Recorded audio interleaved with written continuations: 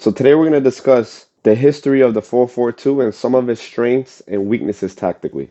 For the first 100 years of football's existence, there was only a certain amount of formations that were being used.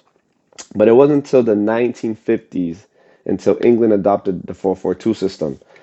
They took Brazil's 4-2-4 system, took their outside wide players, and dropped them in as midfielders to create a 4-4-2 system. But in my opinion, it wasn't until the early 1990s by a coach of the name Arrigo Sacchi that perfected the 4-4-2. Now, the thing about the 4-4-2 is it puts a lot of stress and burden on your midfielders. It's still a great formation in my opinion, but let's talk about the central pair first. Both of them operate as box-to-box players, so obviously one of them are always going to support the attack when the ball goes higher up the pitch, and one has to stay. Obviously, both have the responsibility to drop behind the ball to come back and defend, so they make sure that the opposing team doesn't penetrate through the middle. But it also puts a lot of stress on these outside guys. Why?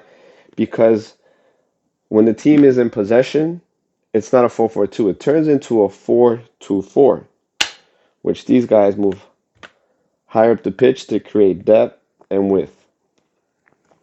Now, the thing is, they also have a defensive responsibility and role, which is once they lose the ball, they have to track back to make sure they come in the same line as their central defensive midfielders and even come in centrally to help out so they don't get outnumbered in the midfield.